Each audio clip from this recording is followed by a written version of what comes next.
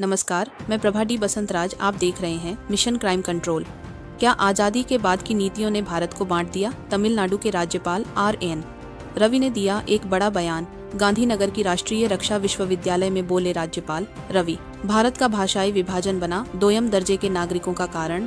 उन्होंने ऑपरेशन सिंदूर की प्रशंसा करते हुए कहा कि यह साबित करता है कि कैसे सैन्य साधनों से कोई राष्ट्र अपने राजनीतिक उद्देश्य जल्द हासिल कर सकता है। राज्यपाल रवि ने 2009 में प्रधानमंत्री नरेंद्र मोदी के गुजरात के मुख्यमंत्री कार्यकाल के दौरान RRU की स्थापना के लिए उनकी प्रशंसा की और पिछले वर्षों में देश में हुई विभिन्न आतंकवादी हमलों की घटनाओं का हवाला दिया। उन्होंने कहा कि इस संस्था को प्रधानमंत्री के दृष्टिकोण के अनुरूप रहना होगा। 2014 तक पूरा पूर्वोत्तर जल रहा था। पूर्व IPS अधिकारी जिन्होंने जम्मू कश्मीर, उत्तर पूर्व और माओवादी क्षेत्रों में इंटेलिजेंस ब्यूरो में काम किया है।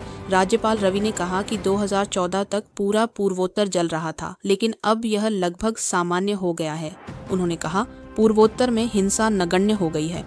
उन्होंने नए हवाई अड्डों, 4 लेन वाली सड़कों, डिजिटल कनेक्टिविटी, रेलवे आदि जैसे बुनियादी ढांचे के निर्माण को इसका श्रेय दिया। उन्होंने कहा, क्योंकि अगर आप राष्ट्र के संगठनात्मक सिद्धांत को समझते हैं तो हम अपनी आंतरिक सुरक्षा समस्याओं का समाधान इस तरह से खोज पाएंगे कि इससे और समस्याएं पैदा नहीं होंगी, बल्कि आप उनका समाधान कर पाएंगे। क्योंकि प्रधानमंत्री के आने से पहले हमने जो बनाया था वह यह था कि समाधान खोजने के चक्कर में हमने और समस्याएं पैदा कर दी।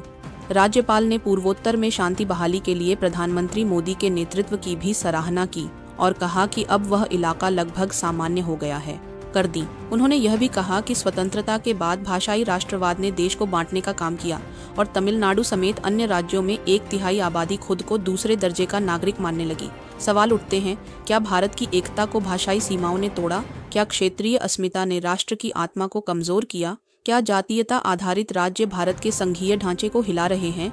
राज्यपाल ने पूर्वोत्तर में शांति बहाली के लिए प्रधानमंत्री मोदी के नेतृत्व की भी सराहना की और कहा कि अब वह इलाका लगभग सामान्य हो गया है। उन्होंने कहा 2014 से पहले पूर्वोत्तर जल रहा था और अब वह विकसित हो रहा है। तो क्या यह बयान एक राष्ट्रवादी चेतावनी है या फिर संघीय ढांचे को केंद्र की ओर खींचने की कोशिश? जुड़े रहिए, हम लाएंगे इस पूरे मुद्दे का हर पहलू, नीतिगत विश्लेषण से लेकर सियासी धमक तक। तो क्या आज़ादी के बाद का भारत सही दिशा में बढ़ा या हमने अपने ही लोगों को विभाजनों में बांट दिया?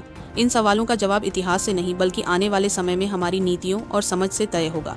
हम लाते रहेंगे आपके लिए ऐसे ही जरूरी मुद्दों की तह तक जाने वाली रिपोर्टें। फिलहाल दीजिए हमें इजाजत। नमस्कार। आप देख रहे थे मिशन क्राइम कंट्रोल, जहां हर खबर है जिम्मेदारी से पेश की गई। ज्यादा अपडेट्स के लिए जुड़े रहिए और सब्सक्राइब करना न भूलें।